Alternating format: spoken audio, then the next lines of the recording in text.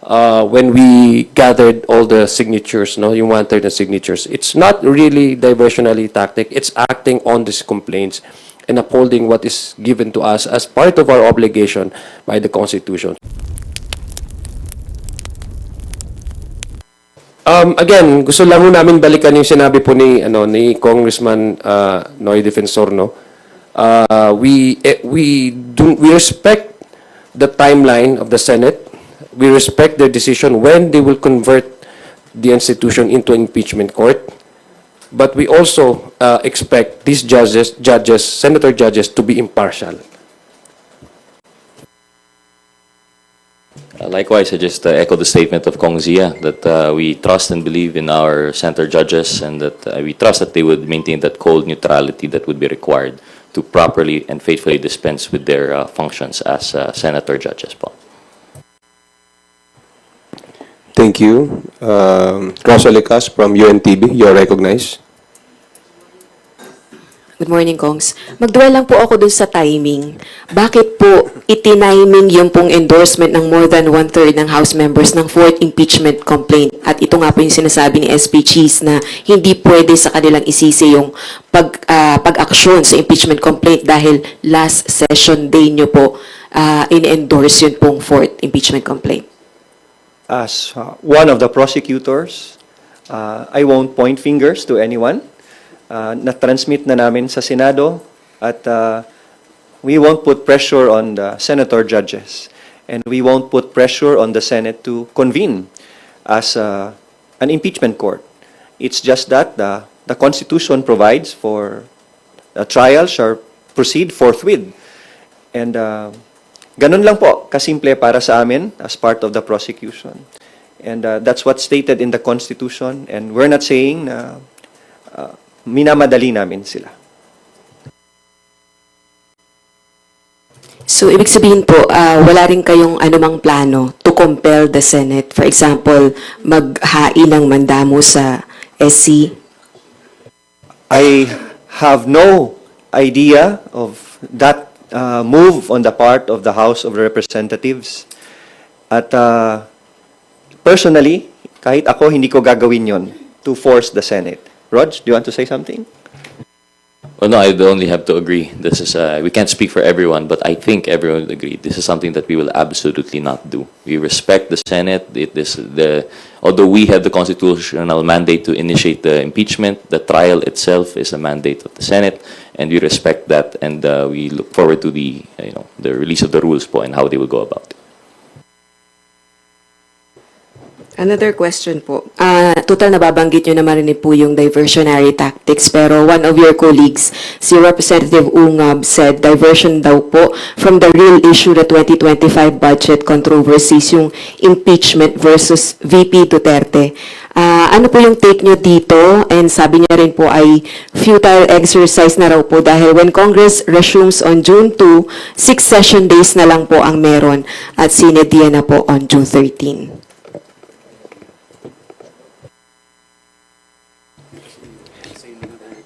Congressman Sid Ungab is one of my most respected colleagues in 18th and 19th Congress. This is not a diversionary tactic to avoid any issue. We continue to urge those who want to investigate other matters regarding Congress and the budget. In fact, there are pending cases before the Supreme Court regarding the constitutionality of the budget. We are doing our constitutional mandate to act on the impeachment complaints. And we are also very careful that we will be acting on the proper, the appropriate, and the strongest complaint before we transmit that to the Senate. And since 215 members have already signed, it only goes to show that the confidence of the members of Congress in this impeachment complaint is very strong. So patuloy lang po ang pag-iimbestiga ng ibang bagay at ng ibang tao. At we will continue to do our duty as prosecutors and as Congress. Dadagdag ko lang po, no. When a public official became true to what he or she yung acting on the oath that he or she takes, that's not diversionary tactics. that is expected of him and maintaining and upholding the rule of law. Alam po natin dito na merong complaint na prior to the the second mode, I guess, ang ginawa po natin yesterday. I think that's the third mode, no? When we gathered all the signatures, no, yung 1/3 of signatures, it's not really diversionary tactic. It's acting on these complaints and upholding what is given to us as part of our obligation by the Constitution. It's not really, we should not be faulting anybody or any members of the House of Representatives to be true to what he took as oath of office, to be true to the Constitution and to act on what the Constitution expects of him or her when there's a valid complaint submitted before the House as far as impeachment of these highest or high officials enumerated under the Constitution is concerned. Last follow-up na lang po. Nagkaroon ba ng chance yung pong 215 na mambabatas na pag-aralan po yung fourth impeachment complaint? Kasi we understand kahapon lang po sila pumirma, kahapon lang din po sila nanumpa. Tama po ba?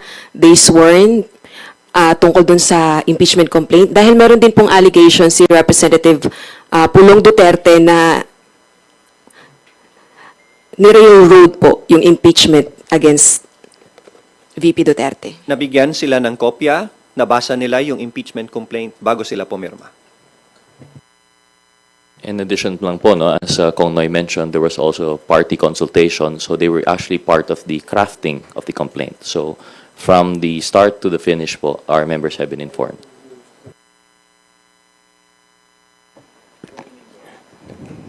Gusto lang po natin emphasize, no, 215 members of the House are the complainants. So wala pong, ito pong proseso na ito ay nandyan po sa ating saligang batas. Hindi po railroading. That's just what is one of the ways on how to forward the impeachment to the Senate, no. Wala pong railroading. It's laid down in the House, in the Constitution, that once you secured a 1/3 of complainants from the membership of the House of Representatives, then it goes directly to the plenary. Thank you. We will take a question now from Marian Enriquez of TV5. Good morning po. Follow-up lang po ko dun sa questions nila Ate Rose and Ate Vivian regarding nga po sa statement ni Senate President Jesus Cordero na yun nga, medyo unfair daw na 2 buwan po nating inupuan dito sa Kamara. Ito po nga mga impeachment complaints. So I just wonder po, what really happened doon sa 2 buwan po ng, since December may party consultations, I understand, and hindi nyo naman po minamadali no, kung kailan po sila magko-convene, and understandably, June pa, kasi may session. Pero wala po ba kayong regrets na tutuluyan din naman po palang impeach si VP Sara, pinaabot nyo po sa last session? Were there any regrets? What happened po really? Like, naka-apekto rin po ba? Ano yung influence, of course, of the President, may mga considerations like the elections, the campaign. Baka pwede po kayo mag-share ng sentiment niyo. No regrets because we filed the best impeachment complaint there is. And we leave it to the Senate for them to study it, for them to prepare their rules, update their rules of procedure for the impeachment trial, and we leave it to each and every senator to study the impeachment complaint and the articles of impeachment. Kaya po sinasabi namin na kahit tumagal sa amin, ay nabigyan naman ng panahon ng mga partido na magkonsulta at magsuri, and we will give that same opportunity to the senator judges once they convene as the impeachment court. It's just that it's the Constitution, not Congress, who says that trial shall proceed forthwith. That is why when the Senate President said that we will study the complaint, we will update our rules, and we will prepare, we will respect that.